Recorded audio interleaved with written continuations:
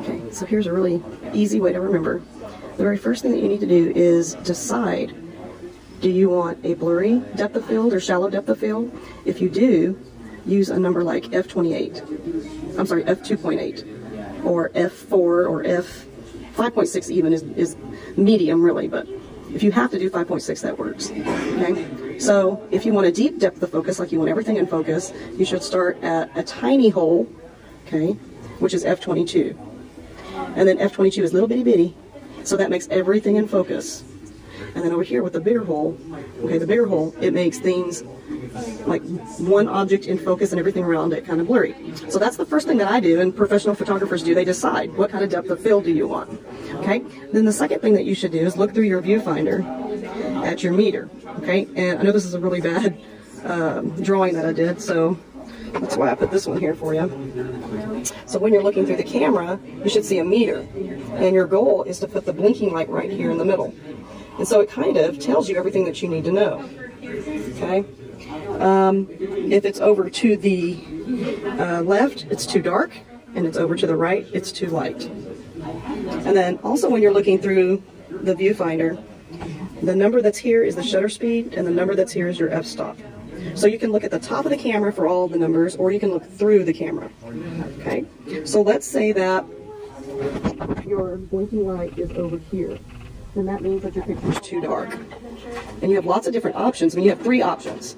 There's the ISO, there's shutter speed, or there's the aperture. Let me show you this exposure triangle that I have that really helps. But the thing about it, though, is if you have to change the aperture, you're going to be changing the depth of field. If you have to change the shutter speed, you might not be able to get the motion blur that you want. And if you have to raise the ISO so high, like 1600 or 3200, you're going to get noise. And so there's all kinds of things that you have to think about with the exposure triangle. Okay? So that's pretty much it. Okay, y'all see this meter right here? It took me about... We also have the same meter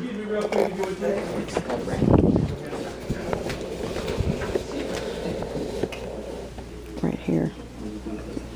Guys, we're all starting a new project today, programming. And we'll start getting there. So programming, give me like right here, it's blinking. That means it's too dark. The journaling, the last thing. This is shutter speed. So if it's too dark, that means you need to make it. Do any of the crazy stuff. You made it cool. Somnophobic is not just terror. I mean, a lot of it is because it's, you know, fear of sleeping. I found a song that fits Make it longer for this shutter speed right here. I mean, this aperture. Here's shutter speed, this is aperture. You can also look through the back of the camera when you're looking through the viewfinder. When you're looking through here, the same information is in there too, so you could do that while you're looking through there. Okay, so let's figure this out. Let's first look at the ISO. Not a good ISO for the lighting that we have here. So turn this button back here on the back, the circle button. You get back on ISO. And let's make it around 800. That's what I would do for all of these that we're doing indoors. You could do 800, and you can see here it says ISO. We have 1000, 1250, 1600. But remember, the higher you make your ISO, the noisier your picture will be, the more grainier it'll be. So that's why I say, well, let's start at 800. Okay, then I just hit, let me see if I can zoom back just a little bit. So each time this display goes away, you just hit the shutter button right here, and it'll come back on. So as we can see, this line right here is on this side, so that means it's too light, right? So I have a chart up in the room, and it tells you the very first thing that you want to do is you want to decide, do you want deep depth of field or do you want shallow depth of field? Okay, so that's the circle button on the back. So right now, we have a tiny, tiny hole, okay, which is a big number for aperture. So the aperture right now will allow everything that we have. Nice. Okay, so let's fix this a little bit. Right now, this is a very long shutter speed. Let's check. Okay, so it went shh, and then it was just pause, and then it went shh. So that's how long that shutter was open. That's a little bit long. So this button right here is shutter speed. Remember I put a little sticker on the side that said SS for shutter speed? So now we're at 1 second, 2 seconds, 3 seconds. I think we're going the wrong way. Let's go the other direction. Okay, so here's 1/4 of a second. Okay, and then I press down on the shutter button, and you can see right here that it's almost in the middle, the little blinking light. It's not blinking on here, but it blinks when you look through the viewfinder. Middle names are pretty close too. If this was me, I would probably go ahead and take a picture here, One of my favorites on it stopped at Greg. And Greg. just to see. And I'm like, Okay, and then I'm going to, Gray. It's spelled like Gray, like Gray. English, not American. so remember 60, if you go 60 or below to 50, 40, any of these you have to have a tripod. What I'm doing is I'm moving this number until this little line here is getting in the middle. If it goes away, you just hit, if it goes away, you just hit this button, it comes back on.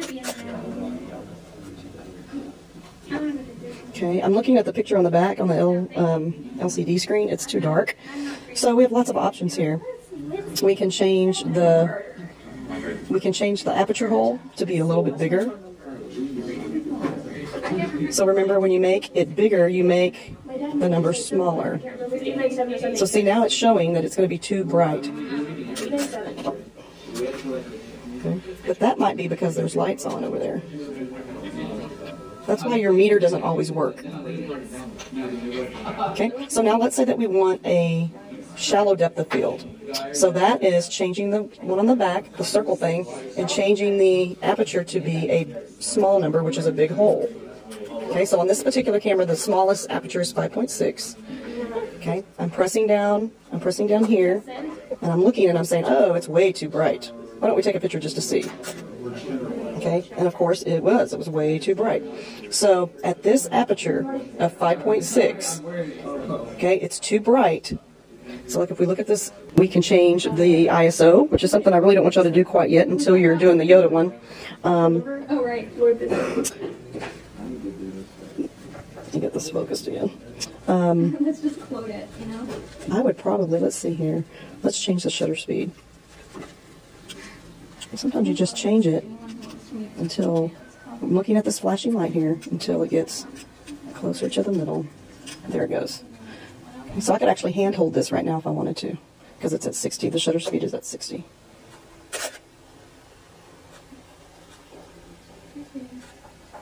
Now, I'm going to go down to 80, 1/80th of a second. And then I'm going to go down to 1/100th of a second. This is called bracketing. You can bracket shutter speed. You can also bracket your aperture, which I'm going to do now. Okay, so see the aperture is 5.6. Okay, now I'm going to change it to 6.3. Now I'm going to change it to 7.1. And why not one more at 8.0?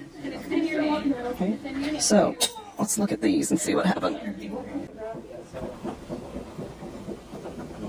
Okay, so let's look at some of these. The cool thing about these cameras is right down here it tells you what shutter speed you use, and it also tells you what aperture you had. So let's kind of go through these and see how they did.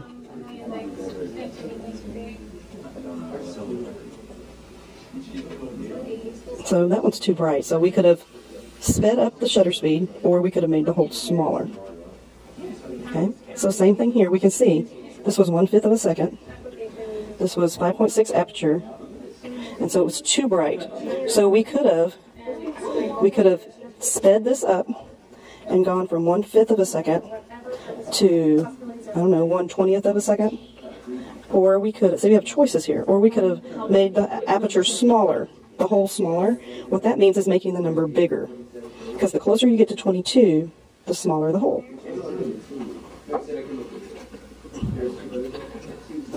Okay, so let's keep going here. Okay, there's a nice one that was at 1/60th of a second at 5.6.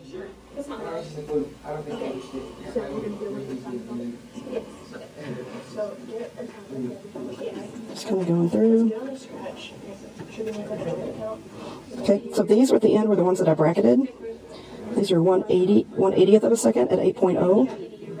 I kept it at 1/80th and changed it to 7.1, 1/80th at 6.3, 1/80th at 5.6. Then here I bracketed the shutter speed, so I kept it at 5.6 aperture and 1/25th, 1/100th, 1/80th. That's so cute. Click on that one.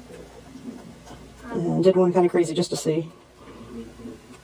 But here's the cool thing about this is that when you bring these into Bridge, you'll be able to see all of these numbers here. And you'll be able to create a presentation that shows what you've learned.